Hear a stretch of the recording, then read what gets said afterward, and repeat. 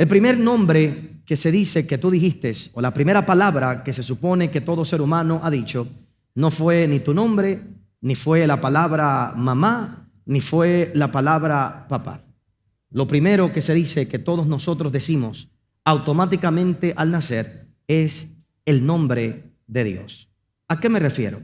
Te voy a mostrar un video que se hizo bastante popular donde hay una explicación muy interesante que es en inglés y yo te la voy a explicar en unos segundos para que entiendas por qué lo primero que toda persona dice y entendemos los cristianos que es el nombre de Dios. Tienen el video ahí, por favor. When there is no vowels to say it correctly, you don't use your tongue and you can't close your lips. So his name imitates the natural act of breathing as you inhale and exhale.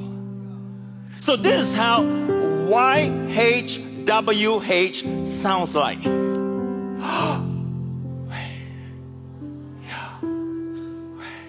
Can you imagine the first word you have ever spoken when you came out of your mother's womb was the personal name of God? And the last word you will ever speak in this life, the last breath you will take on your deathbed, will be the name of God. How do you pronounce YHWH? Oiga bien, en el día de hoy, When there is no varios pastores vowels.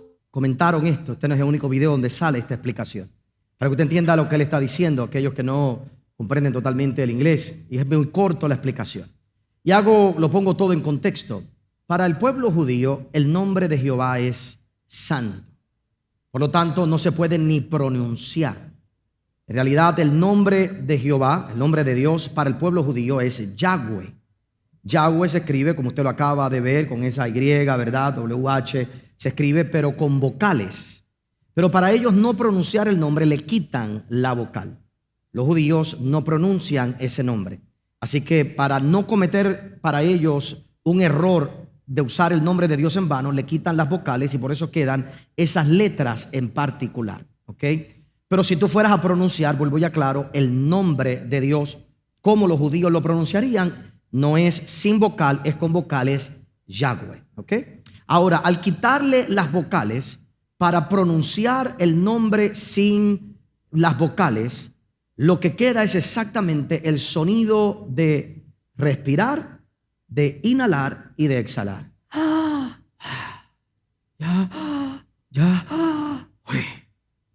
Es lo que queda, es el sonido básicamente de tu respiro. Por eso se volvió muy popular en los años pasados esta interpretación de que la realidad es que cada vez que tú y yo respiramos, lo que estamos pronunciando es el nombre de Dios. Es el aliento de Dios en nuestra vida. Ayer hablábamos acerca del poder de respirar. Y la realidad es que la Biblia nos dice que el primer acto que todo ser humano hizo no fue adorar, no fue cantar, no fue correr, no fue ponerse de pie, fue respirar. La Biblia dice que Dios sopló aliento de vida y se hizo un alma viviente. Y te explicaba en el día de ayer que cuando algún ser humano te quita el aliento, está tratando de tomar el lugar de Dios en tu vida. Y todos nosotros tenemos personas y circunstancias que nos quitan la respiración, que nos tratan de quitar el aliento de nuestras vidas.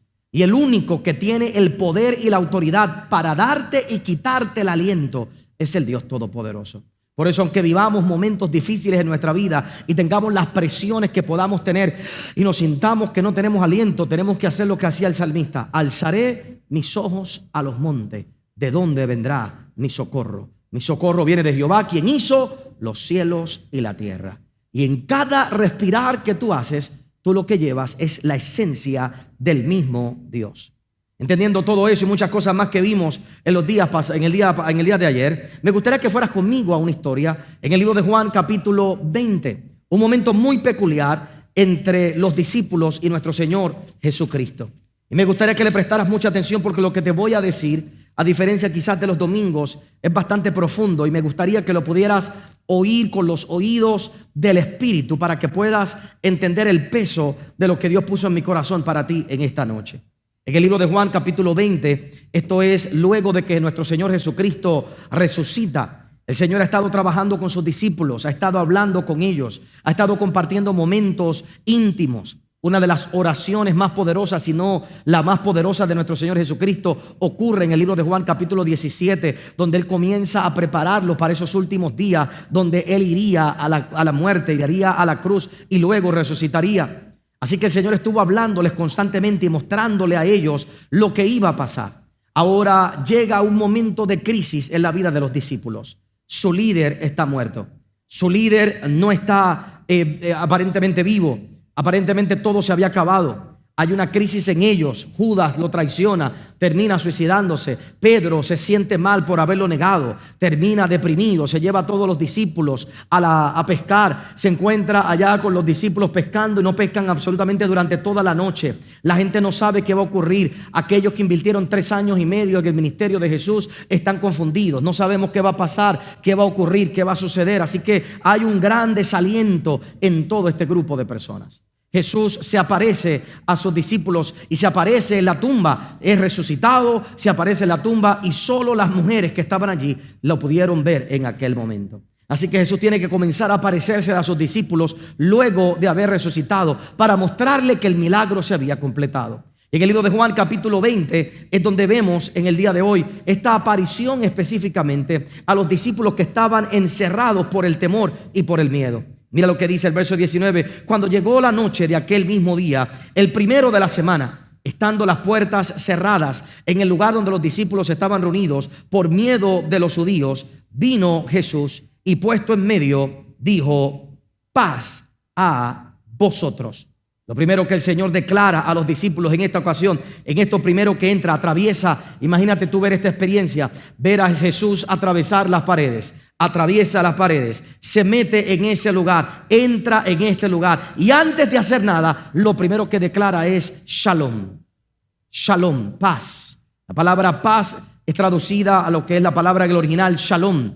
Y para nosotros paz es una palabra muy simple porque paz significa para nosotros calma. Pero para el judío declarar shalom era una palabra mucho más profunda y mucho más poderosa. Declararle shalom a una persona era declarar y decir: nada perdido, nada roto, nada quebrado en tu vida. Paz. Nada perdido, nada roto, nada quebrado en tu vida. Paz. Nada perdido, nada roto, nada quebrado en tu vida. Puedes tener paz. Paz, shalom, es más que simplemente una paz mental. Es estar completo, es estar cambiado, es estar transformado. La mujer de flujo de sangre recibió el milagro de sanidad cuando tocó el borde del manto del maestro. Dice la Biblia que cuando ella tocó el borde, al instante ella quedó completamente sana. Jesús se detiene, comienza a hablar con ella y luego de que comienza a hablar con ella, que ella le cuenta toda la verdad, Jesús se da cuenta que aquella mujer, por el flujo de sangre, había perdido todo en su casa, había perdido todo en su vida. Una mujer con flujo de sangre por 12 años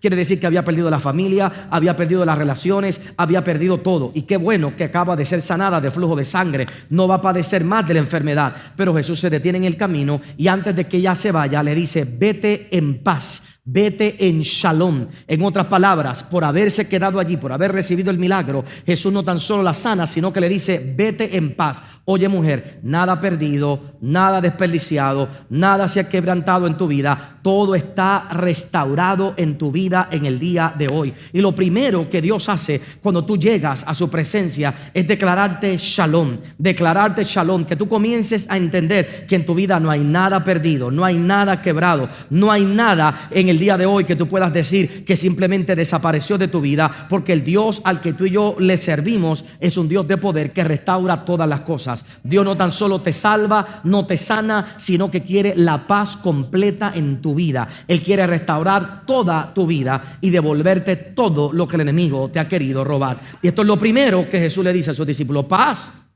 shalom, muchachos. Nada perdido, nada roto, nada quebrado en medio de nosotros. Ahora comienza él a hablar y dice en el verso 20: y cuando les hubo dicho esto, le mostró las manos y el costado. Y los discípulos se regocijaron viendo que era el Señor. Le muestra las manos y el costado. ¿Por qué es tan importante esa expresión? Usted y yo tenemos que saber que en múltiples ocasiones Jesús le dijo paz a sus discípulos. Es más, Jesús habló a la tormenta y declaró paz. Pero cuando entra ahora a este lugar, Jesús le muestra la mano, le muestra el costado para mostrarle sus marcas, las únicas marcas que quedaban en su cuerpo luego de la resurrección. Y básicamente lo que Jesús está haciendo es reintroduciéndose a sus discípulos. Les estoy presentando mi nuevo yo. Soy yo, pero este es mi nuevo yo. Muchas veces en la vida, para uno conocer a alguien, necesitamos una reintroducción a esa persona. A veces lo que tú conociste de una persona por las experiencias que has vivido, puedes tener unos prejuicios con esa persona, y no es hasta que pasan ciertas experiencias que después te pueden decir, mira mis marcas, mira mi vida, este soy verdaderamente yo. Por lo tanto, Jesús está reintroduciéndose a sus discípulos y dejándoles saber que Él no es el mismo de hace 3 días atrás.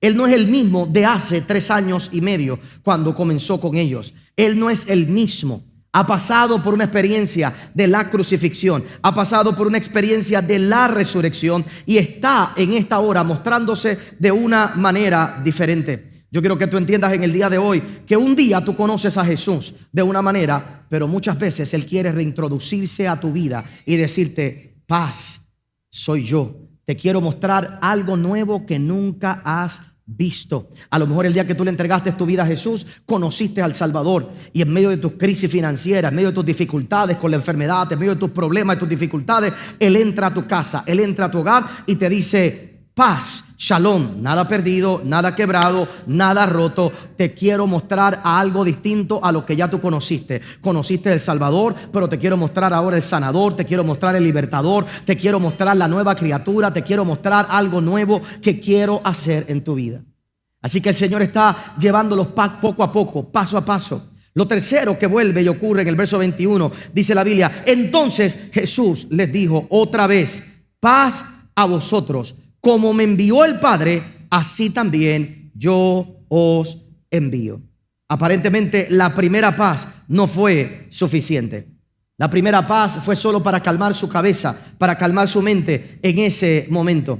Fue simplemente ahora para que ellos pudieran entrar en una nueva dimensión en sus vidas, que el Señor tiene que volver a poner en sus corazones y en sus pensamientos. Hey, hay algo más grande que va a ocurrir, hay algo más grande que va a suceder, hay algo más grande. Oiga bien, en el día de hoy, la mayoría de los cristianos solo se quedan en la primera paz, se quedan buscando el primer alivio, el primer descanso. Pero Dios quiere llevarnos a una nueva relación, quiere llevarnos al Cristo resucitado, mostrarnos algo nuevo, quiere llevarnos a una nueva dimensión que es la paz de nosotros poder entender que la misión todavía continúa, que ahora en realidad nos toca a nosotros comenzar a caminar en una nueva dimensión. Oiga bien, Dios no te quiere tan solo en paz y en calma, Dios quiere a una iglesia transformada. Por eso Él quiere llevarte poco a poco a través de la experiencia de tener paz, de saber que no hay nada perdido, nada quebrado, nada falta en tu vida, de mostrarte al Cristo resucitados para que veas la posibilidad de la nueva creación y lo nuevo que Dios quiere hacer en tu vida, para entonces dejarte saber que de la misma manera que como el Padre lo envió a Él, Él nos va a enviar a nosotros. Y entonces viene el momento crucial, donde no todo creyente entra en este momento en su vida, lamentablemente. Llega el momento del soplo de la vida. Y ahora el Espíritu Santo, dice la Biblia, dice la palabra del Señor en el verso 22. Y habiendo dicho esto, sopló y les dijo, recibid el Espíritu Santo. A quienes remitiereis los pecados, les son redimidos, y a quienes se los retuviereis, les son retenidos.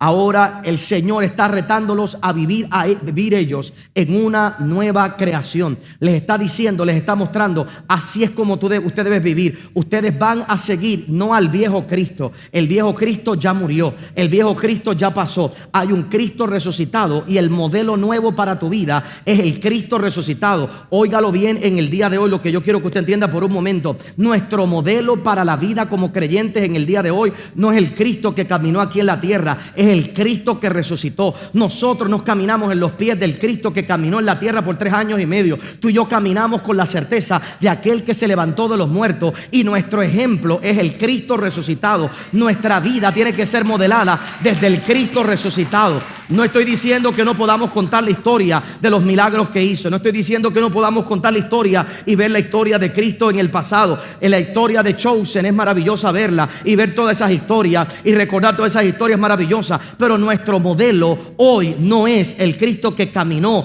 aquí en la tierra. Nuestro modelo es el Cristo que se levantó de los muertos. Y en el poder de ese Cristo que se levantó de los muertos es el poder en el que tú y yo tenemos que caminar. Es en el poder que tú y yo tenemos que andar. Es en el poder que tú y yo tenemos que vivir. Y por eso cada día, cada mañana tú tienes que respirar la presencia de Dios, el aliento de vida sobre tu vida, para que tú te llenes no del Cristo histórico, sino del Cristo resucitado, porque ese Cristo resucitado es el que viene a decirte: yo quiero darte algo más que simplemente paz en tu vida. Quiero darte una transformación completa para que tú camines como yo camino ahora, luego de haber pasado por esta experiencia. Y tiene que haber una iglesia que entienda que el milagro más grande que ha ocurrido en nuestra vida no es tan solo el día en que nos convertimos. Convertirnos lo que representa es que tú has resucitado juntamente con Cristo. Lo que representa no es que tú vas a ir meramente para el cielo, es que tú eres capaz de caminar en esta tierra como el mismo Cristo resucitado camina. Y esa es la autoridad de la que tú y yo tenemos que vivir. Y hasta que la iglesia no entienda eso, estamos tratando de imitar las cosas incorrectas y viviendo por lo que el mundo quiere vivir. Dios quiere llevarte poco a poco para que tú profundices en las cosas de Él y puedas entender que nuestro modelo hoy, para nosotros aquí en la tierra, es el Cristo que resucitó. Y que ese poder que lo levantó a Él de los muertos, hoy está disponible para ti y para mí. La pregunta es: pastor, ¿con qué se come eso? Porque esto suena muy bonito, ayúdame en el piano. Todo esto suena muy lindo. Pero ¿cómo tú pagas mañana la renta con eso? ¿Cómo tú arreglas tu vida con eso? Y yo sé que yo podría venir y predicarlo un poco más fuerte y que tú brinques aquí y podría estar hablándote aquí de Cristo resucitado. Pero ¿cómo yo aplico eso en mi vida? ¿Qué representa eso en mi vida? ¿Cómo realmente se debe ver eso reflejado en mi vida? Y cuando nosotros miramos al apóstol Pablo, creo que hay una de las descripciones más poderosas de lo que representa vivir una vida bajo el resucitado. Porque cuando Cristo se presentó delante de los discípulos resucitado, está declarando el comienzo de la nueva creación. Hermanos, oiga bien, Dios no va a traer el paraíso a la tierra, ya Dios lo está trabajando. Vuelvo y repito, hay gente esperando cielo nuevo y tierra nueva que algún día lleguen y no se dan cuenta que ya Dios lo está trabajando. Pastor, ¿por qué usted dice eso? La primera mujer que vio a Cristo resucitado fue María Magdalena y lo vio como un hortelano. La gente dice que ella se confundió, pero ella no estaba confundida. Estaba viendo al último Adán retornando al primer trabajo que el hombre tuvo. El primer trabajo que el hombre tuvo fue jardinero.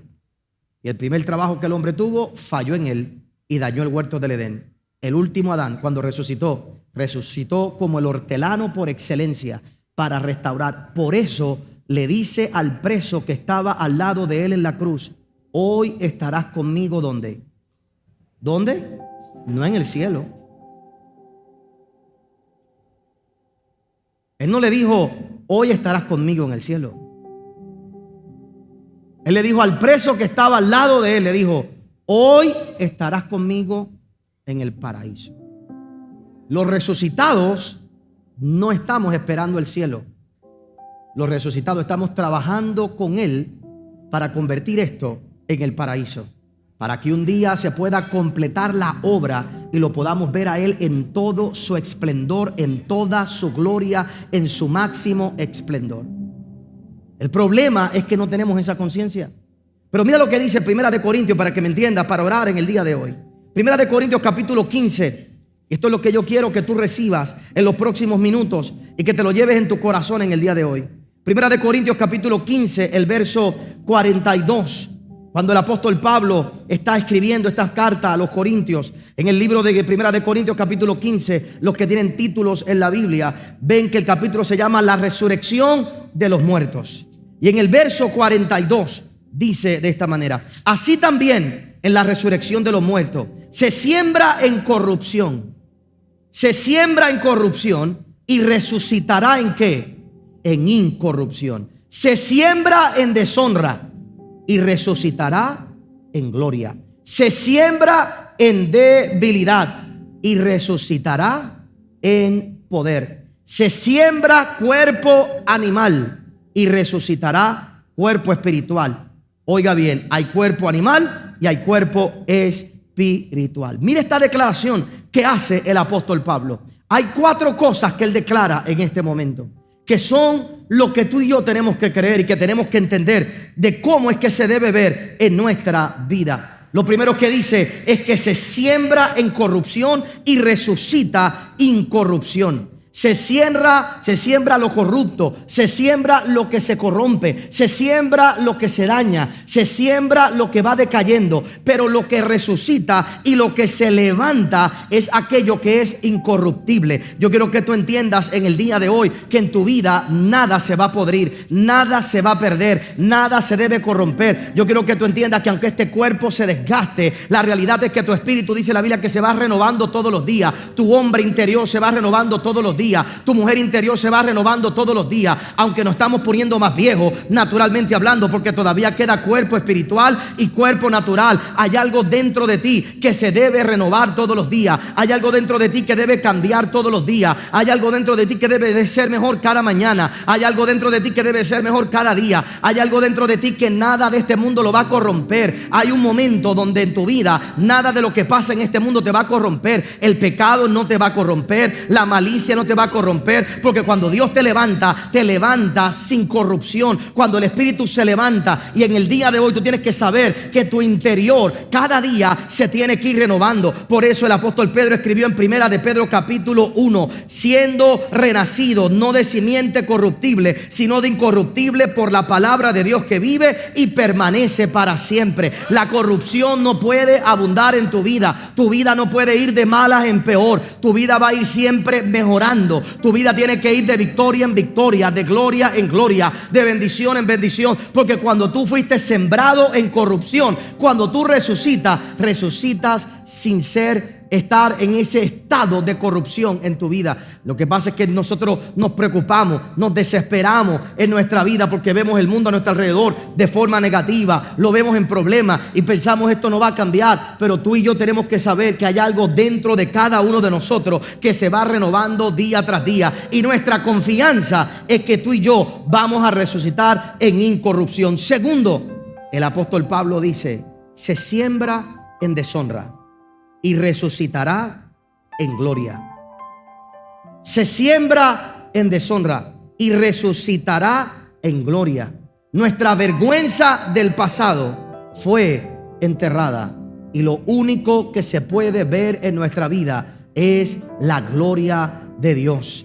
Lo único que se puede ver en tu vida es la gloria de Dios. Por eso que tú tienes que caminar como un resucitado, sin vergüenza en tu cara. Allá afuera tú caminas y tú te presentas de nuevo delante de todo el mundo y tú le dices: aquí estoy. ¿Sabes qué? La deshonra del pasado, la vida del ayer, toda la vergüenza del ayer desapareció el día que yo le entregué mi vida a Jesús y fui enterrado juntamente con Él. Ahora lo único que yo puedo ver es gloria. Por eso nuestra promesa y la promesa de Dios para nuestra vida es que tú vas a ir de gloria en gloria, de victoria en victoria. La vergüenza del pasado queda atrás, y todo aquello que te avergonzaba en el ayer queda detenido en el día de hoy. Y tu confianza en esta hora es que lo que viene para tu vida es gloria. Lo que viene para tu vida es gloria. La gloria de Dios es lo que están haciendo sobre ti día tras día, y esa es la confianza que tú debes tener en el día de hoy.